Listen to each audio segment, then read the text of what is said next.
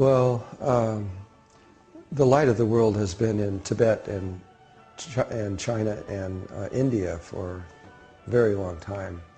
That has been shifted into South America, and so South America is going to be the new Tibet of the world.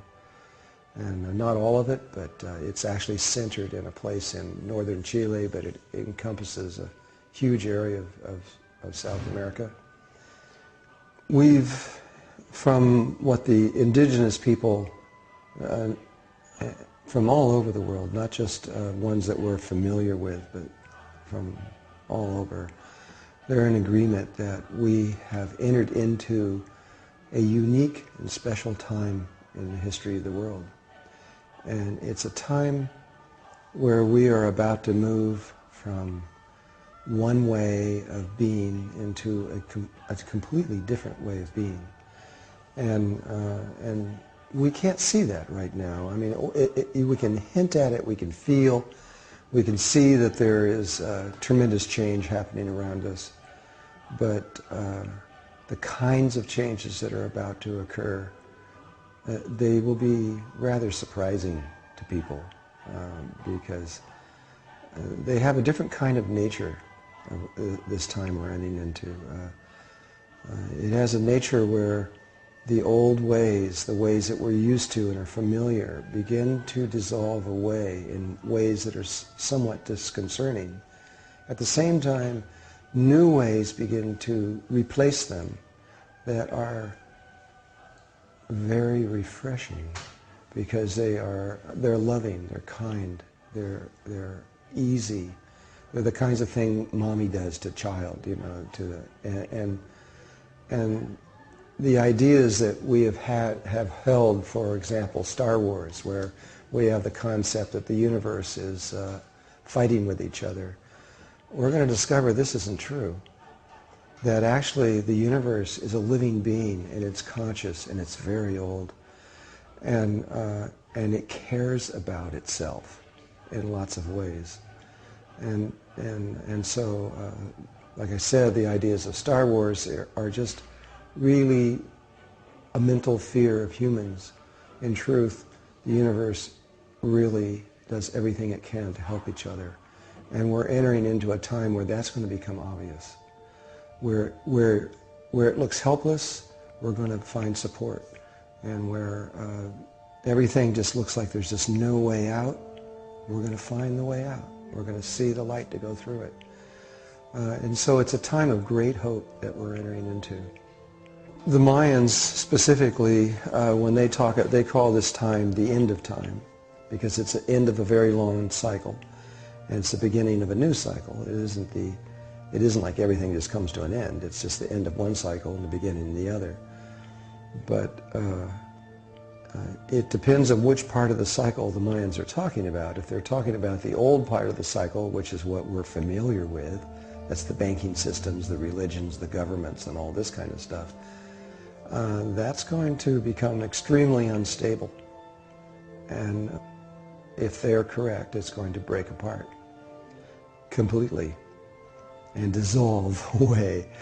But in its place is a brand new way of being, a way that we haven't seen on Earth in almost anybody's lifetime in a long, long, thousands and thousands of years, where fear goes away. We are about to the end of polarity, and the ideas of good and evil, the entire structure of what good and evil means, which is much more complex.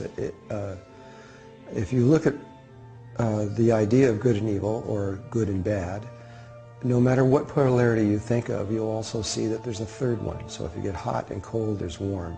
If you go up and down, there's the middle. If you go the sun and the earth, there's the moon. If you go male and female, there's child. On and on and on. Our time is past, present, and future. Space is X, Y, Z axis. And this is all a function of how we're interpreting the one reality. That one reality isn't going to change, but our consciousness is going to change, and when it does, we're going to drop that. We're not going to see that anymore, and instead we're going to see the unity of all life. And in the perception of that, when that perception changes, then it changes everything. And all our sense of lack, of need, or can't do this, or we have to heal, all those things go away. They just end. And we then realize that the whole universe is one living being. And there is only one spirit moving through everything, and one consciousness.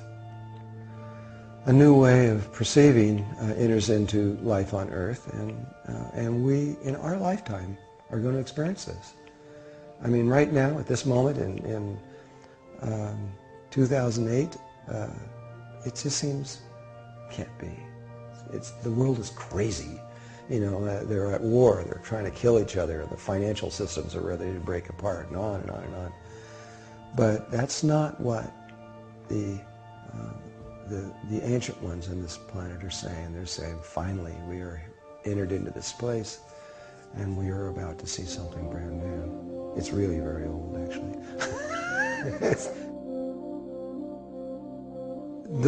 It isn't that there is a mission. It isn't that there's really anything to do. It is about transformation, and it's vibration, it's beingness rather than doing. Doingness is, or having to do or having to accomplish, is part of polarity consciousness. But we're going to enter into a state soon, and we have actually already entered into it. We just aren't. It's still a baby. It's still growing. But the very idea of needing to do something in order to accomplish something, or that we need something because we feel like we lack it, just will be obsolete. Those ideas won't even enter into us, because we will have the ability to achieve anything instantly on any level of existence imaginable. We are about to gain control of the dreaming state of the heart, and that is the place where creation took place in the first place. We think that we're living on a planet that's floating around the sun. It isn't true. There is no planet and there is no sun. There isn't anything. It's just pure consciousness and nothing more. And the images that we are looking at, the stars, the planets, and the moons and everything, are really a dream that it was created in the heart a long time ago. And when we enter back into the state of the living heart, we begin to dream the way we did millions of years ago, we'll realize that we can just change anything. In the beginning, when that takes place, it's funny because people get excited about it, actually, and usually what happens, because we've watched this on other planets and other places and other times, is that they go, oh wow, and they start fixing everything in their body, and they heal everything, and then they give themselves all kinds of money and everything they think they need, and then they realize, well, there's more than that, and all those things kind of go to the wayside, and then they begin to, another thing they do is make themselves very beautiful, because you can change anything in your body. It's just an image. Eventually you come to the place where you realize there's a lot more. And that's when the new cycle really begins. It's a journey. It's a journey that's really, we're in the past of this journey. It's already happened. And what life is about to do is something that is never done before, ever.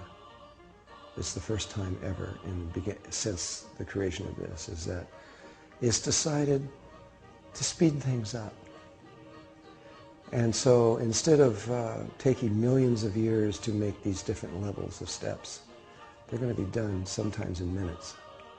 And we are about to go like the speed of light through evolution, and up through many, many levels that takes really billions and billions of years normally to achieve. And we're going to reach this very quickly. In fact, experientially, about 2 years. It would normally take at least 10 or 15 billion years to get there.